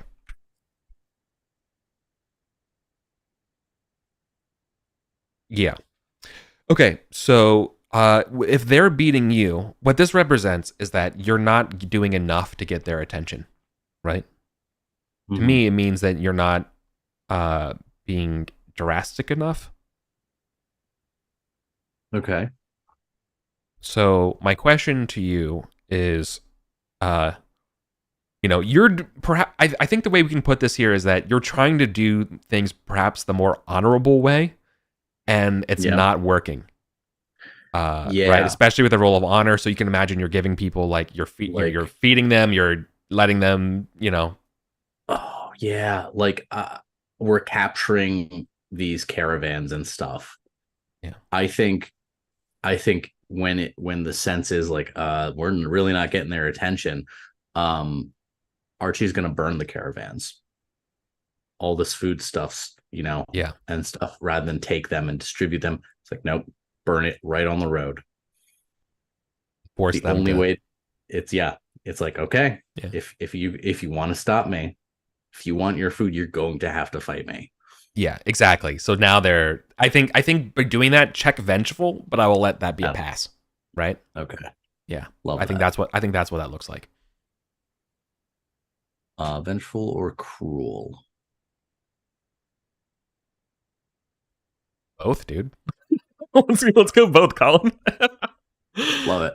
Love it. Yeah, right. Your Vietnam War arc has started. Like, Archie's getting hard. Yeah. Archie is like he's losing some of that boyish charm. Yeah. Yeah. I think the big thing though that shows you that like, this sort of violence and stuff that's required here is definitely not what's on the dang tilts the list at the same time, right? This is knavery. This is not chivalry. That's required up here. So, all right, with those things checked, yeah, I would be okay with them having to send out a say a token force to try to stop you. So they will be leaving the castle, or the manor, but there obviously still be some forces left. It's not going to be like an all out, or it's not the perfect feint. So this is when Cadwala's part of the plan comes in. All right. So how many do we get a sense of for leaving? About half left or more? Like what are we? I guess more they what have really an, ask is what kind of a fight are we going to have to get through to get sure in? And so there's probably, these guys aren't fully knights. There's only about 50, 75 of them. So I would say 2/3 have left. Leaving you most of the, the folks on garrison duty aren't always the best. Sure. But so okay. Yeah. So it's way more people than you thought, which kind of represents like how much food these guys are taking in and leaving everyone else to Yeah. Starve. Yeah, and like that's basically what you were doing. You're like you were raiding other knights like mercy caravans, right? That were going up here to stop them. Yeah. All right. So we can. Yeah. So we'll have to get in by what? Escalade, like climb up some ladders, or is there a way we think we can sneak in, like through a postern door or something? Well, you are friends with the folks in Camelot. You're obviously Guinevere knows the people who have this castle, right? Mm-hmm. So I feel like you would probably know about like the extra exit or whatever. So I'll give you that. You were told that the sewer way or whatever, how to get in. Yeah. Right. I imagine because of your access to Guinevere and the lords of Bettergreen, they would obviously have some semblance of what this is, right? Especially if like the refugee, the lady who was here at Camelot, right, at behest of she would know her house where she grew up, right? So yeah, she'll tell you about what to look out for. Okay, excellent. Yeah. So yeah, and as soon as they're as soon as they've left and been gone for a little bit, we'll go in. Okay. Cool. So we're gonna have this battle, and then we're gonna also do the battle of Archie and their force conflict.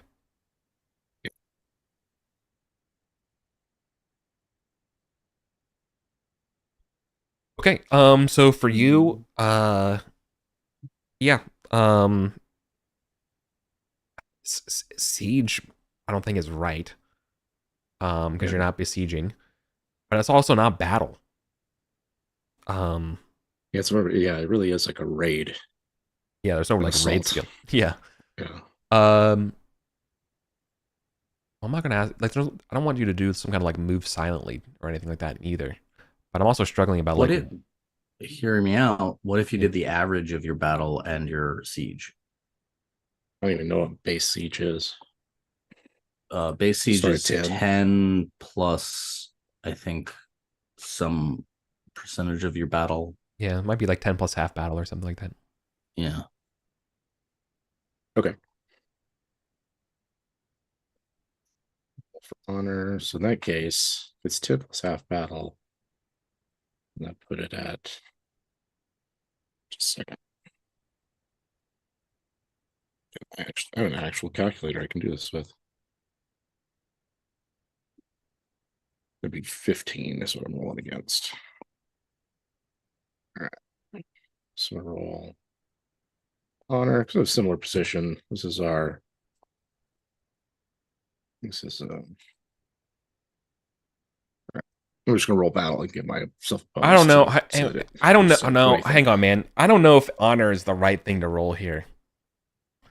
It's not. I mean, I guess in the case of like, we're not doing something that's the outcome is honorable, Yes. right? Right. What we're trying to do here is to take back this thing. But that's not what honor is. Yeah. So what you're describing is the end justifying the means. Yeah, sure. Yeah. I also kind of feel like it is the sort of warfare that they've been doing on the continent for the last few years of like small scale raids and assaults, and so I think for her, I know. Well, look, I agree. But I don't think that honor is the right move, and I think that sort of not necessarily dichotomy, but paradox is intentional. Okay.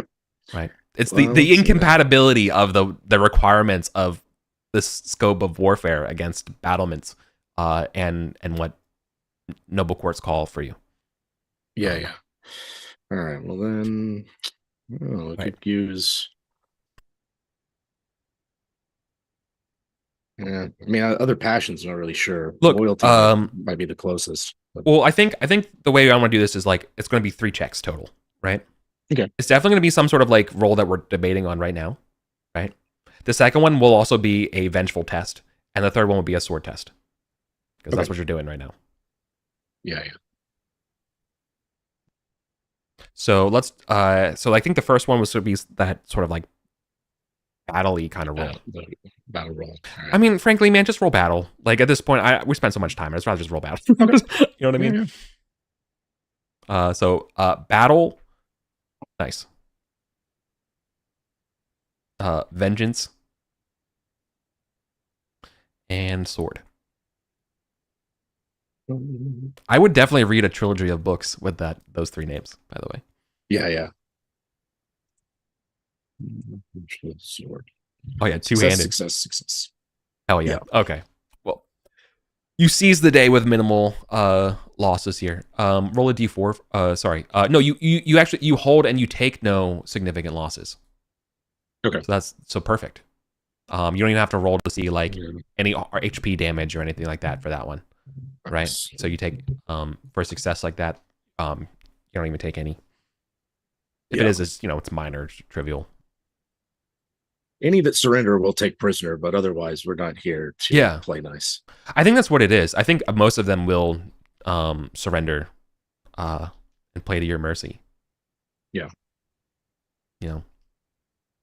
If anything, sure. It's like if they surrender, sure. Yeah. They do. They're coming back to Camelot. Yeah.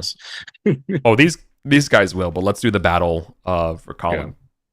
Yeah. Right? Yeah. All right, Colin. Just rolling regular battle. Yeah, you're going to be rolling regular battle, but you're also going to be rolling battle lance or sword, I suppose. Mm-hmm. There's the battle. And there's Jesus fucking Christ. And but so a pass is a pass. It's fine. And valorous. Oh, it's not against anyone. Thank Christ. Loving the 9s today. Loving 9s. Okay.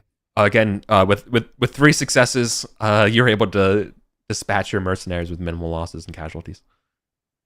But I think the tragedy at play here is kind of on display. Right? Obviously, these guys were taking advantage. They're not innocent victims. But you can see here, like, as, in their camp, how everything here is totally messed up. Right? How the aid that they get here is not even enough. And if they didn't, you would have people fighting over everything all the time anyways. Right? Right. Basically, the mission can't be done as mercenaries. Like, there's nothing to be done. Like, there's just literally not enough food to go around. Yep. Yep.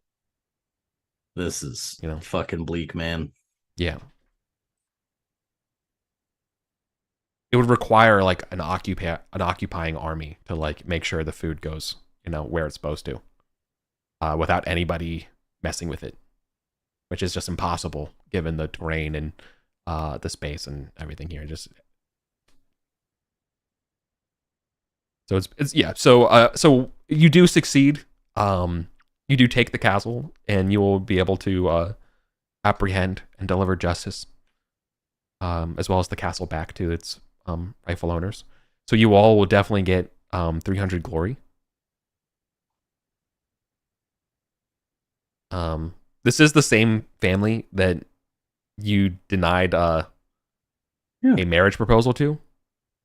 Mm-hmm.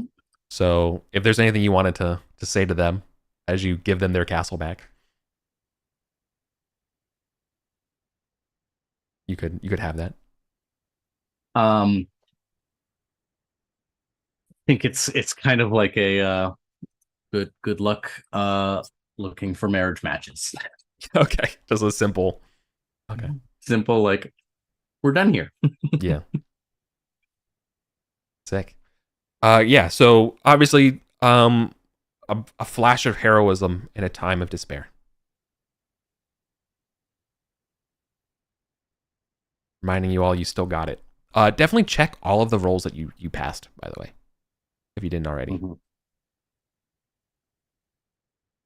All right, and let's just wrap up with the winter phase today.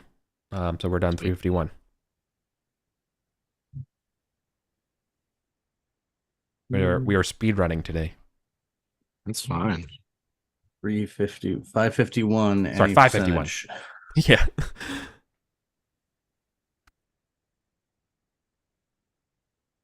All right.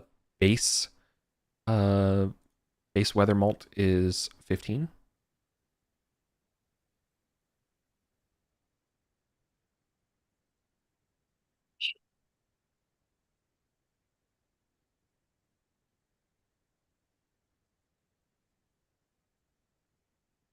Eventually, no. I guess over to the winter phase again. Generous goes up.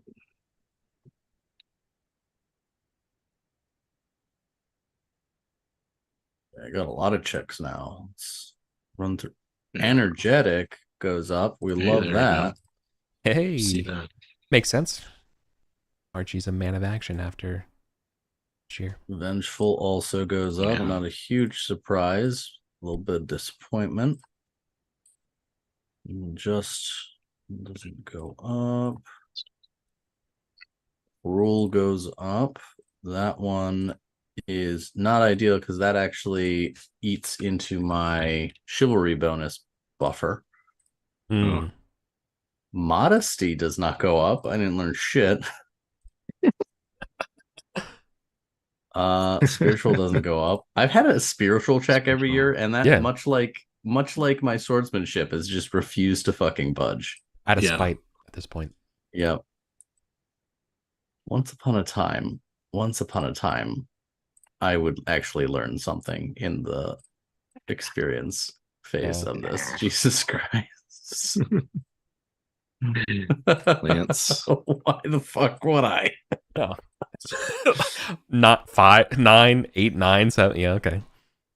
Jeez. Oh no. Good grief. There's another one. That's all four that's 4 attributes. Man, that's brutal. Oh my god, not even a 6. There's no even merciful 6 here. There's not even that. So 2 more con, strength, and dex. I mean, yeah, that's a brutal year. You are like wasting away. Yeah. Oh, this how poetic. Yeah. 9. Only 1 for me. Okay. 6 dodge. 4 no. Con. Okay. Shit. But I'm gonna get that con back because I cross a threshold again this year. Yeah, I will too. Oh yeah. Almost. I was like 5 away from crossing it last year. Yeah. Yeah. All right. Training and practice. Got my chivalry bonus. That's what I've been working on. That's most of my points. So I think I'm gonna go. With skills. I'm gonna bump my battle up 1 more, and then distribute the other 4 skills elsewhere. Yeah. I think while you all are doing that stuff, I think one of the consequences to think about this year is that there's going to be a slight spin campaign against what your actions up there. Oh yeah. Sure, your methods not being chivalrous, right? Like, oh, I mean, how they do it they'll again? be Yeah, like, they are mercenaries. yeah, that's Yeah. right. I don't think this is an unrecoverable problem, but you will have to, almost. I would love to know if you felt like, if your characters feel the fact that you have to defend yourselves doing a good thing here as like actually sort of the problem, rather than I think Archie is going to be slightly haunted by Acewin being like, you did well up there. You seemed just like my father. It's like Archie's like, oh, oh, not used to why does your praise? compliment fill me with shame? Yeah, a compliment. What is a compliment from? Yeah, I know. You're like, oh, this is a trap. Like as soon as Ace Win compliments Archie, it's always like, there's something else here. What else is going on? And yeah, that's scary. God, I'm wondering about how Acewin's going to be doing. Yeah, for like she's doing her the best rest of there. it. Yeah, I'm wondering if she moves home. But pointing out to anyone up there, right, is that it is a good works alone is not going to fix the problem. You'll make people's lives better, right? But you're triaging. You can't. It's it's not tenable. Yeah. Now, some people that maybe some would argue it's even more noble to be there, and devote yourself, knowing, but as long as you're doing what you can, at least somebody is. But yeah, if you wanted to cut ties and reevaluate and figure out a new plan, I don't think that's wicked or wrong either. For Acewin, what's the point of winning battles when you lose the war, right? Right. And that would be something I think Acewin would have to deal with, right? Is it at this point, are there battles more important than the war? Like it's a personal question for having to deal with so much literally just mass refugees, food starvation, and knavery, just banditry, destruction, arson, loss.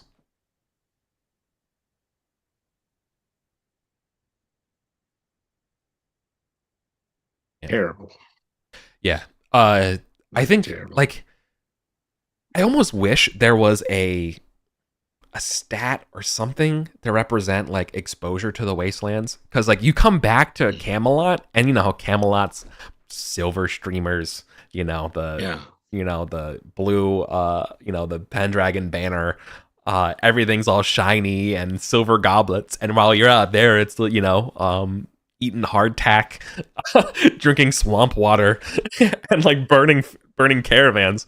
It's like not, you know what I mean? Like it's such a hard turn from even the tournaments, like the pageantry, the showmanship and stuff versus the stark reality of what's going on, the rot, especially up where you were.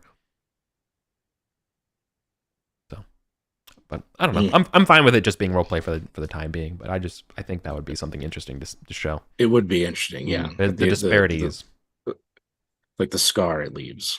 Yeah. Yeah. You got justice. Justice. Yes. Justice. Okay. A peddler is willing to bribe you, challenging another peddler who's infuriated. This is for obviously Cadwalla. All right. Sorry. So a peddler who's willing to bribe you challenges an infuriated peddler. And the dispute is about a knifing over door damage. All right. They threw a knife in their door. Yeah. Look, I was demonstrating the value and quality of the dagger. As I threw it at the door. It wasn't murder. It wasn't an attempted murder. It was. I didn't know someone was behind. I didn't know there was a goat, like the town's favorite goat, was behind the stable door. It was not, like that kind of. Not my fault. Yeah. I didn't know Bucky, the town's goat, was in the line of fire. Yeah. We would have been devastated at the loss of Bucky. Let's see. You don't take the 10 Libra bribe, do you? I'm not going to take the bribe. Okay. That seems very unjust. It is. We'll see what. I have a skill of 1. So. Wow. Goddamn. Okay, dude. Oh, they crit though. They got it. Holy shit. Holy shit. Dang, dude. Oh. Truly, we are in a falling age. Yeah. When peddlers can get one over on you. When a peddler gets a 1 in 400 chance, it is not as. No, you. Okay, this is a year you lost 4 stats and lost to a peddler in a justice event. It's quite a bad year. That's it. Is this what happens why on you a lost 4 stats in the? Did you immediately this is something else? Just shrivel. Just get enervated. It's the reverse of that scene with King Theoden in Lord of the Rings. Where you start to just slump and get older. Yeah. A reverse gif of that. Yeah, exactly. Peddlers. So good. Oh no. Yeah. Oh, modifying the wrong dang sheet. Tail's head. All right, so that's going to be, I think, like plus. That's a lot to hatred. On success versus crit. Yeah. So now you have to roll. No, that hatred versus conflict, right? Or versus love of landlord. Yeah. How much does hatred go up? It increases hatred by 2. Equivalent to a fumble. Okay. Still, commoners Fail. Accept their lot. Yeah. Okay. What does it matter? All right. Winterborn Gunnet. Okay. A poor farmer who's silver-tongued challenges a rich farmer who's also silver-tongued. And their dispute is about a brawl over ruined clothes from an exchange of verbal insults about a hole in the road.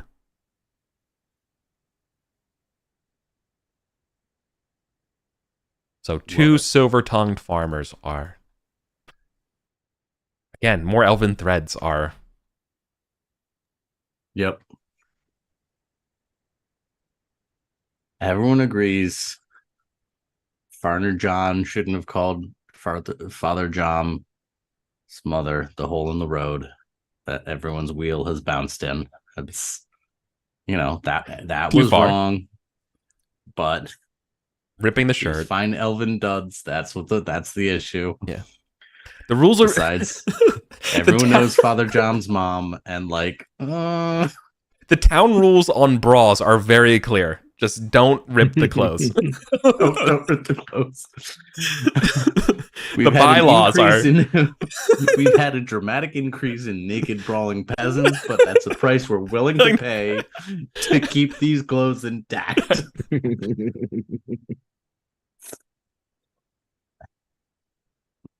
Oh my god, they fumbled. Oh no. Okay. So silver-tongued now. He caught him. Yeah. Okay, I just wanted to be naked.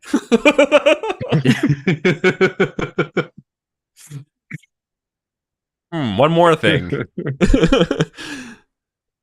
No, it's a Columbo moment. Yeah. It's like you were trying to blame this rip on the fight, but forensics shows that the rip happened after the fight.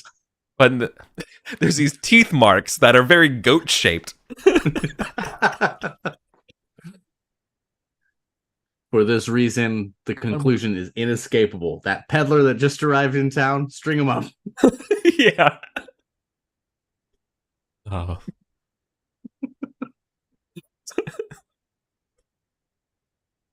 All right. So you're getting a +2 benefit on your love of landlord. Damn. I'm rocking a +4 bonus to my concern for commoners. Final Till's head weather is 17. Why would I roll anything double digit? Why? Why? Okay, you're rolling against 12, so I'm gonna roll 17. Where Till's head / Wessex 5 and 6. So hey, you won. And but I did beat Jim, but Colin did eke out a W with 7. All right, so that's a normal result, and that's a poor result. Okay, stewardship or spouse industry and all that stuff. Spouse industry success. Nice. That is a fumble for spousal industry. Oh well. Oh no. I don't think there's killed von Rhein fucked it up. Fortunately, I don't think there's an extreme fumble fail case for spouse industry. Tragic. But Dovecote does not make money. Yeah, same. Ooh, it's a rough year for the Doves. But you've had a pretty strong streak of getting that Dovecote money. Okay then, with your extra manorial income coming in, and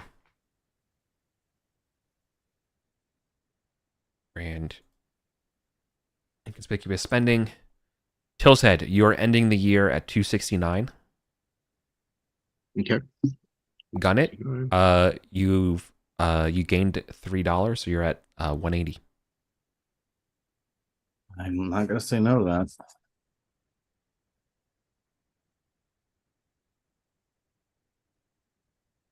Even after living richly. So good job.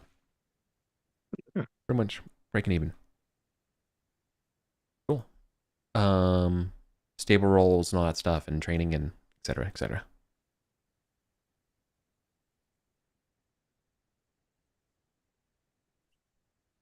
Stable roles. Forces. Ooh. Do I have a death? Do I have a death in the family? Another? Hold on. Negatory. That 1 is rolled for a horse that's only 5 years old, so he's fine. Oh, okay, good. Ooh. Yeah. Any other to worry about? Second to last, son of Peas Blossom is, how old are you? 5, so he's fine as well. All right, yeah, they're all fine. I had my first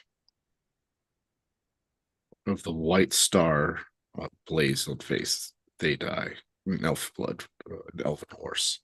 What's that? 13. They've been around since 530. Yeah, okay. They've been around since 530. Yeah, I remember that name. I was like, that's the 530s. That's a decade ago. Or 2 decades ago. 2 decades ago, yeah. They finally got. Yeah. I'm finally caught up with them. I'm like, that felt like 2022. Like when we were playing the game. Yeah, okay. Incredible. Yeah, all the others are fine. Nice. Yeah, 2 is good. Sick. How would you two describe the Great Pendragon Campaign experience to someone else? Not if I'm detracting you from your roles, then don't answer yet. But I've described it as playing legacy game. Like it's a game of legacy of what you leave behind and how that impacts the person who comes next. Would you recommend it to somebody who doesn't have a strong sense of Arthuriana besides maybe like watching Excalibur? Or, Yeah.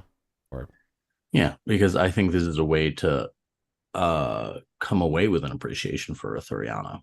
Nothing in here. Knowing Arthuriana for this campaign, more or less all it does is give you a sense of dramatic irony. That's it. Yeah. Like you kind of either how things usually have gone or what is probably going to happen. And so you can have moments of this irony. But it doesn't really. Yeah. I think it'd be a very interesting experience for someone who doesn't know Arthuriana, because there would be a lot more genuine surprise at things, which are, for those of us who are into this thing, like it's not surprising at all. It's like that is expected. That is what is going to happen.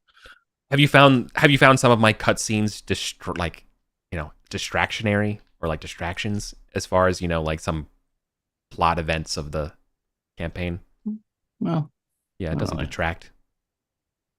No, and again, I think it's because